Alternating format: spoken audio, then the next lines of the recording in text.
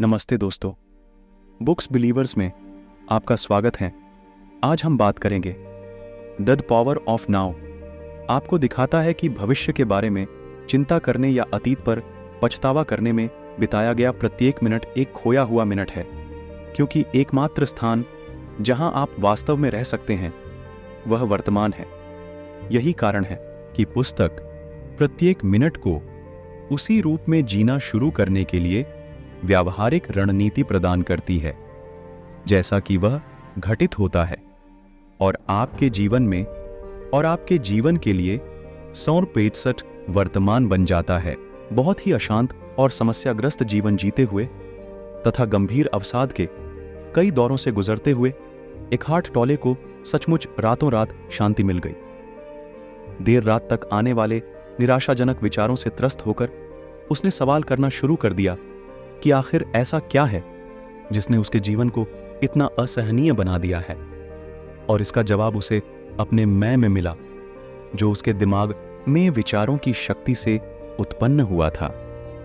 अगली सुबह वह उठा और उसे बहुत शांति महसूस हुई, क्योंकि वह किसी तरह अपने चिंताग्रस्त स्व को खोने में कामयाब रहा था और पूरी तरह से अभी वर्तमान क्षण में जी रहा था।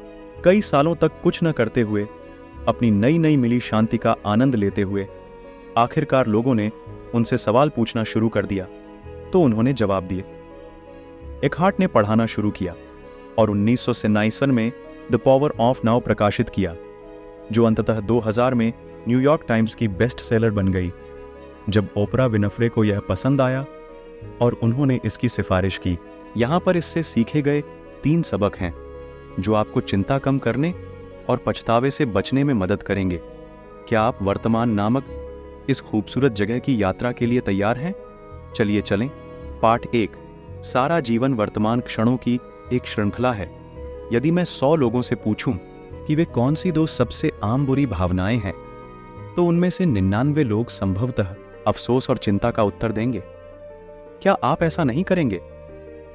हम बहुत सी चीजों के बारे में पछताते हैं और चिंता करते हैं। इसका कारण हमारे दिमाग का काम करने का तरीका है।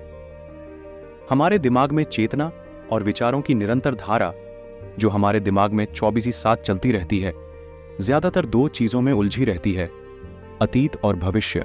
जब आप सुबह 10 मिनट देर से उठते हैं तो सबसे पहले आप क्या सोचते हैं? अरे, मैं देर से सो गया, काश मैंने स्नूज बटन नहीं दबाया होता। और उसके तुरंत बाद, ओह नहीं, अब मैं काम के लिए देर से पहुंचूंगा, मुझे यकीन है कि मेरा बॉस मुझ पर चिल्लाएगा। और देखिए, आपने अपने दिन का कम से कम पहला आधा हिस्सा बर्बाद कर दिया है। टॉले कहते हैं कि एकमात्र महत्वपूर्ण समय वह है जिसके बारे में हम सबसे कम सोचते हैं, वर्तमान। केवल वर्तमान ही मायने रखता है, क्योंकि सब कुछ यहीं होता है। आप जो कुछ भी महसूस करते हैं और समझते हैं, वह सब वर्तमान में होता है।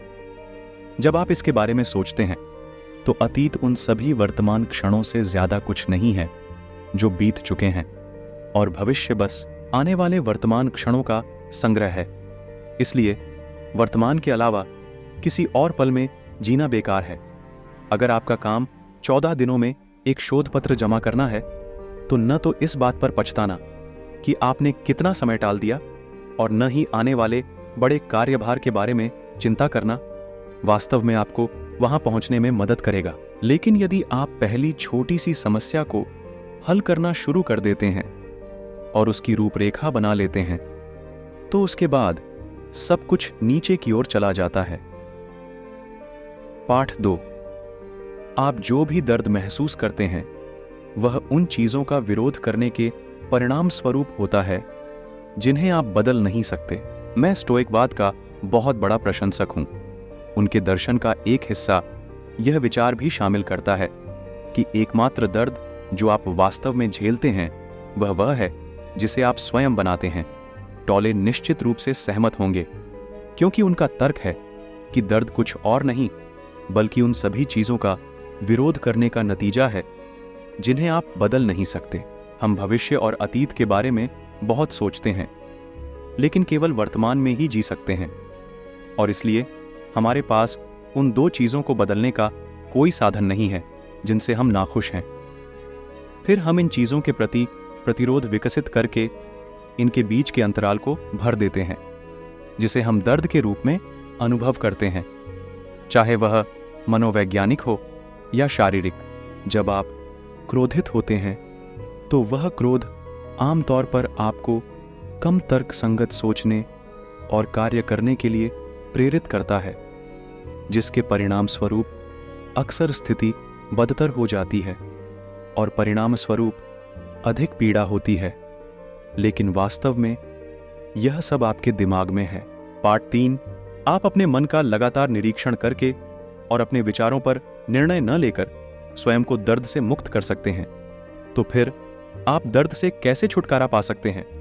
टोले 2 बातें सुझाते हैं। 1, अपने आप से लगातार पूछें, मेरा अगला विचार क्या होगा? 2, अपने विचारों और इच्छाओं का मूल्यांकन करना बंद करें। पहली रणनीति भौतिकी के एक प्रभाव पर आधारित है, जिसे क्वांटम जेनो प्रभाव कहा जाता है। यह कहता है कि आप किसी भी सिस्टम को लगातार देखकर उसकी वर्तमान स्थिति में स्थिर कर सकते हैं। खुद से बार बार यह सवाल पूछने से आमतौर पर आपके वास्तविक अगले विचार में देरी होगी, जिससे आपको यह समझने के लिए पर्याप्त समय मिलेगा कि आप वास्तव में ऑटो पायलट मोड में कितना समय बिताते हैं। इस तरह आप अपने दिमाग को बाधित करना शुरू कर सकते हैं और इस तरह उससे अलग हो सकते हैं। दूसरी विधि का उद्देश्य आपको अपने शरीर की बात सुनने में मदद करना और अपने दिमाग में लगातार आने वाले उन विचारों को स्वीकार करना सीखना है, जो आपको करना चाहिए या नहीं करना चाहिए। अगली बार जब आप काम के लिए देर से उठें, तो बस उस आवाज को सुने जो कहती है आपको बेहतर करना चाहिए था, लेकिन उस पर अमल न करें। इस पर ध्यान दें, इसे देखें, स्वीकार करें कि यह वहां है, लेकिन इसकी सलाह के आगे न झुकें। ये 2 उपकरण आपको अपने शरीर को अपने सदैव सक्रिय विचार चालित मन से अलग करने में मदद करेंगे, जिसके बाद आपको कम दर्द होगा, क्योंकि आप उन चीजों का कम प्रतिरोध करेंगे जिन्हें आप बदल नहीं सकते। दी पावर ऑफ नाउ की समीक्षा। प्रबुद्ध आध्यात्मिक गुरु या पागल ढोंगी? दी पावर ऑफ नाउ पर राय इससे कहीं अलग नहीं हो सकती। लेकिन 4 मिनट बुक्स में हम इस बात की परवाह नहीं करते। हम दुनिया के सर्वश्रेष्ठ लोगों से सीखने की परवाह करते हैं, और जब किसी किताब की 3 मिलियन प्रतियां बिकती हैं, तो यह निश्चित रूप से ध्यान देने वाली बात है।